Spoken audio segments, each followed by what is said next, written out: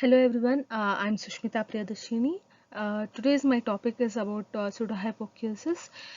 So let's begin with the definition. Where pseudohypocusis is the term which describes apparent loss of hearing sensitivity without any organic disorders to explain the loss or with insufficient pathological evidence to explain the extent of the loss.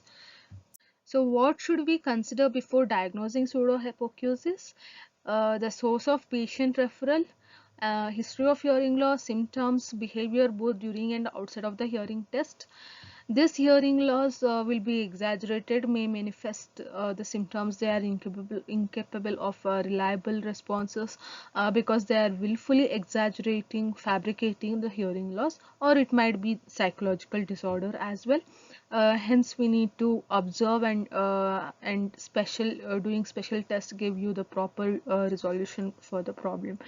And terminologies we usually use for pseudohypoacusis are malingering, where malingerers are deliberate falsifiers. They show symptoms in physical or psychological for some special gain, usually caused by automobile or industrial accidents. And non-organic hearing loss. Here we don't have a proper organic cause. Without organic cause, the people shows their hearing loss. And functional hearing loss. This is where mostly the psychologists use the term to describe the symptoms. Describe the symptoms for the condition which doesn't have a organic cause. So and psychogenic is most probably due to psychological causes rather than the deliberately feigning, and it also this also called as historical deafness. Symptoms of pseudohypoacusis may be of any age, sex, or socio-economic background, and mostly seen in adult males due to the emphasis placed on eliminating the possibility of men applying for the veteran administrative for compensation. And according to Rose 1964, the development of non-organic hearing loss in children, there are many reasons for failure to respond during tests. Beside hearing loss, they are equipment malfunction, instructions misunderstood, ambient room noise produces masking at the threshold, and difficulty following instructions. Excuses for poor grades and special attention. So this is mostly by children. So if children find school and parental attention focus on hearing problem, they might they begin to enjoy a degree of gain in the form of favor.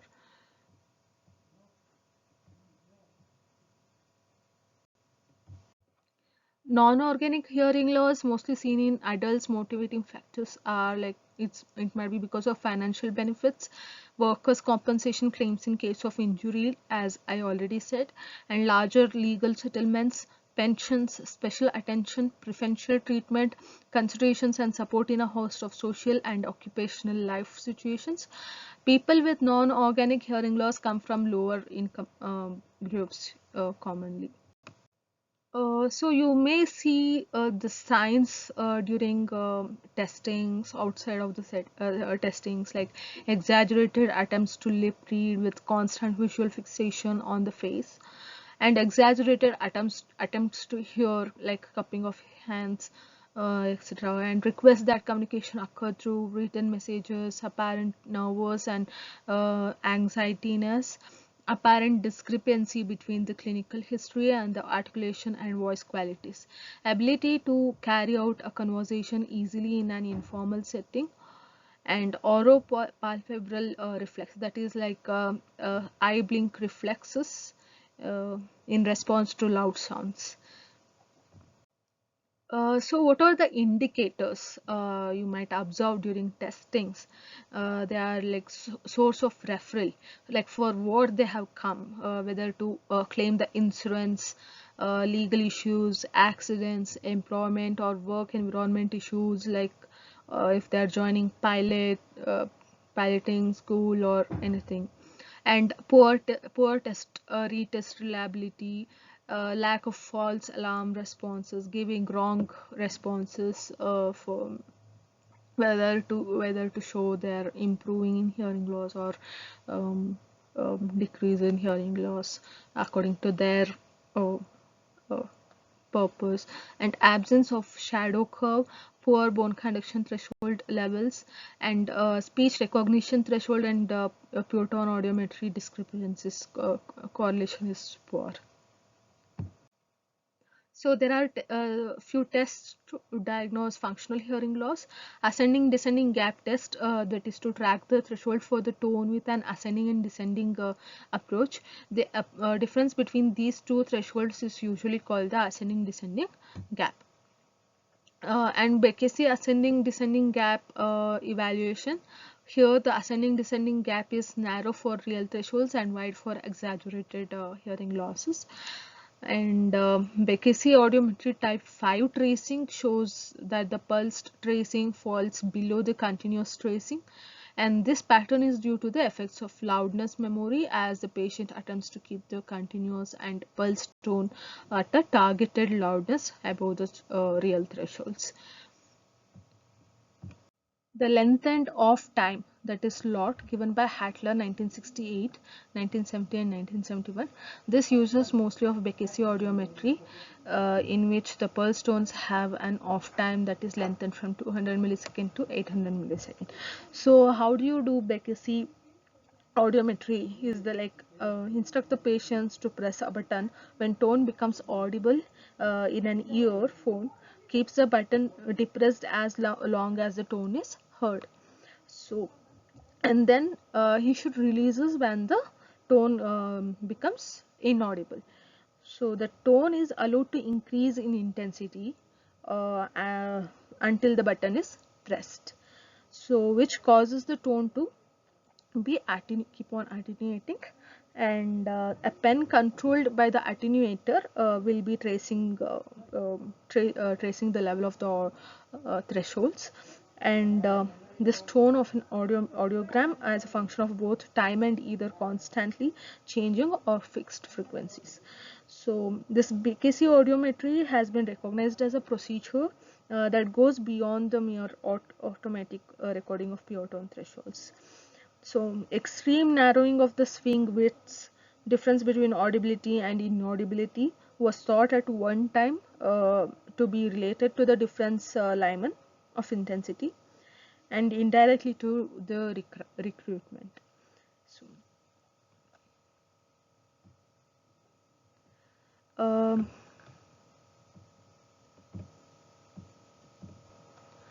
but here the fixed frequency tracings are used, and this test increases the degree to which the pulsed tracings falls below the continuous tracings, thereby improving the identification of functional impairments with type 5 Beckesi pattern.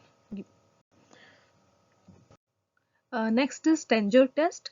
Stenger test is mostly used for unilateral hearing loss, and here we present two different tones of same frequencies to two different ears parallelly simultaneously, and where they hear only the louder sounds. Here we use two channels audiometry or audiometer, and the test works. The large differences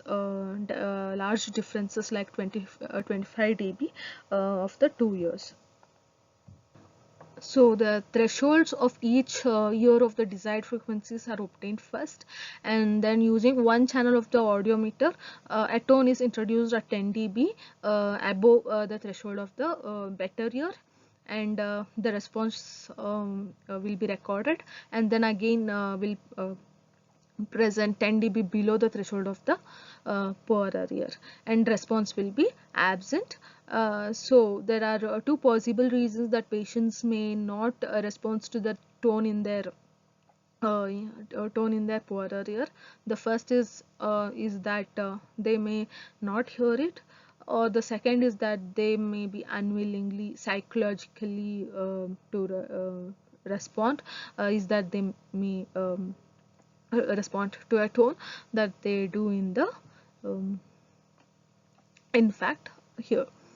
So at this point, both tones are introduced simultaneously and tend to be above the better ear threshold tones reading, and tend to be below the poorer ear thresholds reading.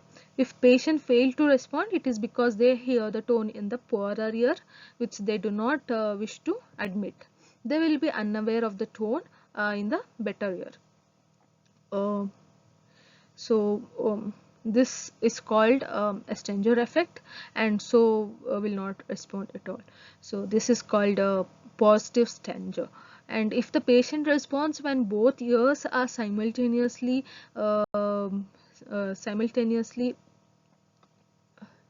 stimulated, this is called as negative Stenger, and suggests that there is no non-organic hearing loss.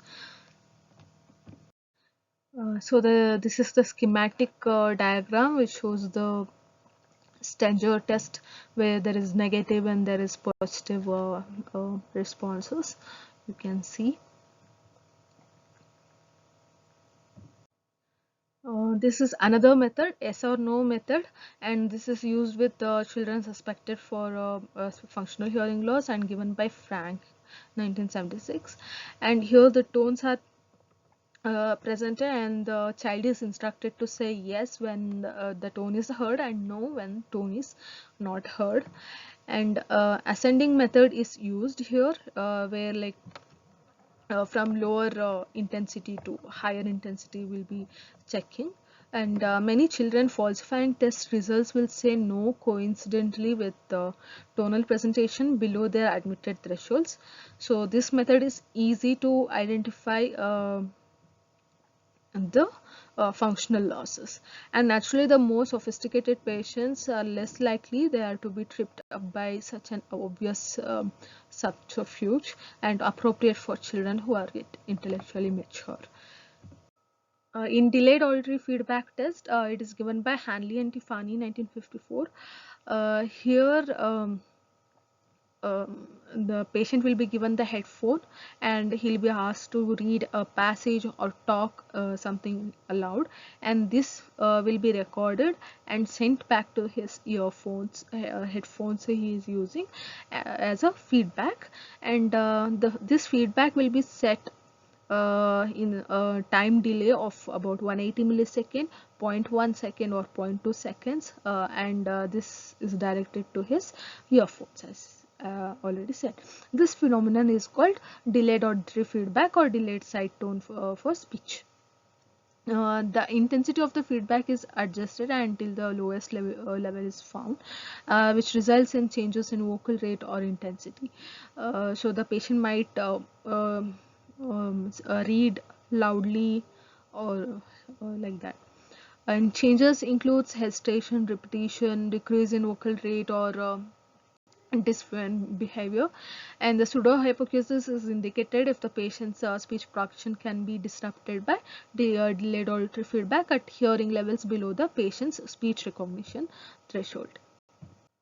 Pure tone delayed auditory feedback or delayed feedback audiometry tonal delayed auditory feedback tapping test. It's given by Ram and Cooper, 1964, and the patient is asked to tap out a simple rhythmic pattern on a key or button given, and the tapping pattern is like 4 taps and given pause and 2 taps, and is repeated over and over again. So that button controls a test tone so that the tapping pattern produces a pattern of tones. So these tones are subjected to a 200 millisecond time delay and are then directed into one of the patient's earphone. So if the patient can hear these delayed auditory feedback tones, then his tapping pattern will be disrupted. It's like he'll be hearing the tone and he'll be tapping and given pause and 2 taps. So there will be in tone there will be 200 millisecond delay, and so if he misses out and if there is a pseudohypocusis kind, then he'll start missing out the taps.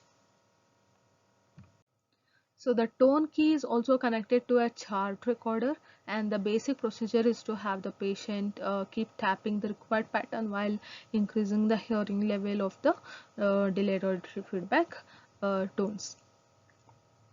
At the same time, the audiologist watches the chart recorder for any aberrations in the tapping pattern, and if there is pseudohypacusis, as I already said, there will be a disruption in tapping pattern and the tones at lower levels than the patient admitted thresholds.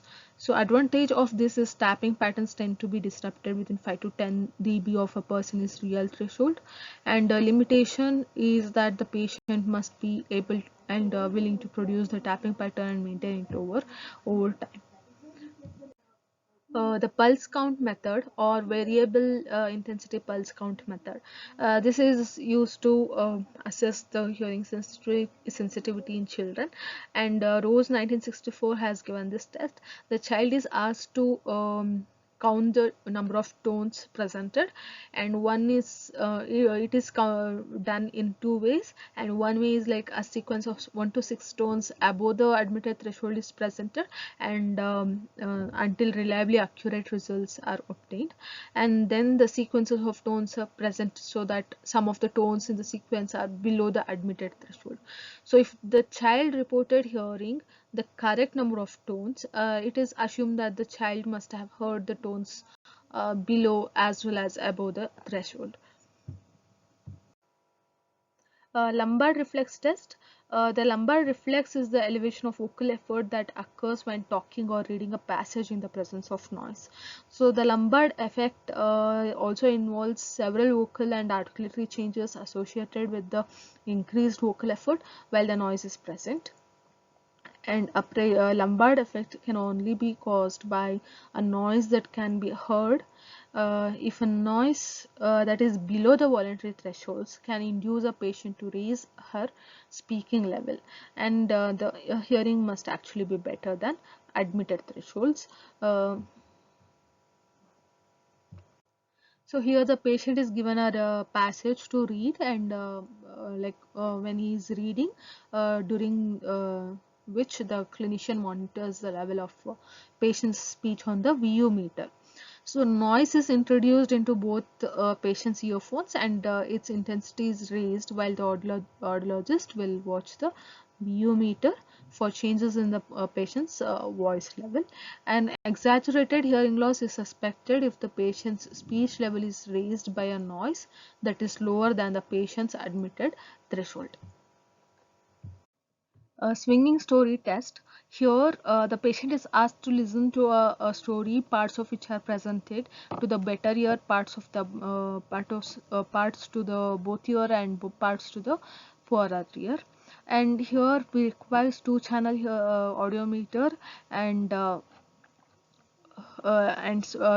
rapidly switching button to the left ear, right ear, or binaural position, and two-room or audiometric setup. And swinging story test is generally performed using monitored live voice. It can be pre-recorded using tape record, and patients are advised only that they will be told a story, and that they are to repeat all the story that they have heard, they can or that they can remember. And the earphones are positioned to the patient, and the examiner reads one of the swinging stories, and the hearing level dials are set so that the story will be presented.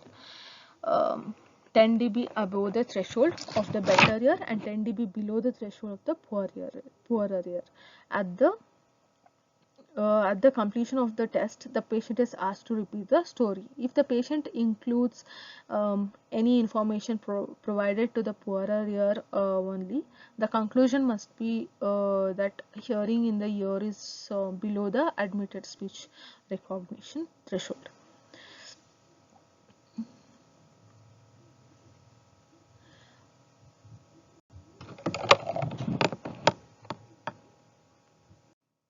Tone noise test, here the pure tone screening procedure for detecting non-organic hearing loss, and the test originates from Doppler-Stewart test.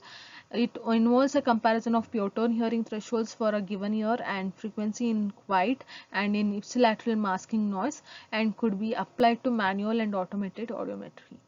So the rationale is that the noise, if sufficiently intense, it will interfere with the subject's judgment when using a strategy for exaggerating the hearing loss. And the level of broadband noise is set according to an individual hearing threshold level in quiet. And it was found that this level were higher in this noise by 5 dB in patients with a genuine hearing loss, 15 dB in normal hearing subjects asked to feel hearing loss, 25 dB in patients with non-organic hearing loss. Another is lip reading test. Here it is used for profound hearing loss, and stimulus is given for homophonous words like yeah, pat, bat, etc. And instructions given to the patient is to try to lip read and respond. Major aspect of this test is that the person can't solely depend on lip reading. They always need an alternating mode like gestures. And another method is Doppler-Stewart test. It is given by Doppler and Stewart 1946, and one of the earliest tests for detection of functional hearing loss. And the purpose of this test is to detect the presence of bilateral functional hearing loss. It can also be used to detect presence of unilateral hearing loss. And the basic principle is that the disruption by the noise of the loudness yardstick employed by functional hearing loss subjects. And the more the noise confuses the patients, the more effective is the test in detecting the presence of functional loss. And the noise should be a sawtooth noise, which is psychologically more disruptive than the other noises. So this is the example for sawtooth noise. And procedure is obtained, first we have to get first we have to get speech recognition threshold 1 using the binaural ascending method, and calculate the speech recognition threshold 1 plus 5 dB value, and introduce 0 dBHL of noise bilaterally and increase the noise in 5 dB steps. So the patient will say at certain level they don't hear the spondy words presented at speech recognition threshold plus 5 dB level. This level of noise is called the noise interference level. So continuing presenting the words at the SRT 1 plus 5 dB level, and with the noise increasing above this noise interference level we already calculated, and adding to that 20 dB noise is reached. So one spondic word per noise level is present. So as you increase 5 dB noise, you will be presenting one word for each level, and you already got this speech recognition threshold plus 5 dB that will be presented, and noise interference level you already calculated, and you have to add 20 dB more to that, and when you increase each dB you will present each spondic words. So with noise at noise interference level plus 20 dB you calculated, got the present spondic words, and with the intensity of speech decreasing in 5 dB steps. So the speech intensity will be decreasing, means you should decrease the level of the speech you are presenting until the level equivalent to SRT minus 15 dB is reached. So the next step is you'll with speech recognition threshold where 1 minus 15 dB level that you have already got, decrease the noise in 10 dB steps. Before you were decreasing 5 dB steps, now you start decreasing in 10 dB steps, and present one spondic word per level of the noise. So until you get noise interference level, and then you start again decreasing 5 dB steps until you reach the lower limit of audiometer, and repeat step 1 to get the speech recognition threshold 2. And again obtain the noise detection threshold using the binaural ascending mode and 5 dB increments. Okay, like at what level they can detect the noise by presenting in ascending method. Okay, and calculate the following difference measures like SRT1 minus SRT2. Next is SRT1 minus noise detection threshold, and SRT2 minus noise detection threshold, and SRT1 plus 5 minus noise interference level, and noise detection threshold minus noise interference level. And compare the results with normative values, and the result is if the test is positive for functional hearing loss if at least 2 of the difference measures exceed the upper limit of the normal range. So the other special behavioral tests such as speech acuity level and fusion info tests are also used, and electrophysiological tests like acoustic reflex threshold and BERA, MLR, LLR, and electrodermal audiometry is also used. Electrodermal audiometry is like they use the electrodes and places on the fingertips, as the skin is good conductor for electricity, and skin resistance is measured um, in electrical ohms, and the introduction of tone to subject's ear may result in a drop in skin resistance, which can be read on a meter attached to a Wheatstone bridge. And after several tonal presentations, the reflex disappears through adaptation.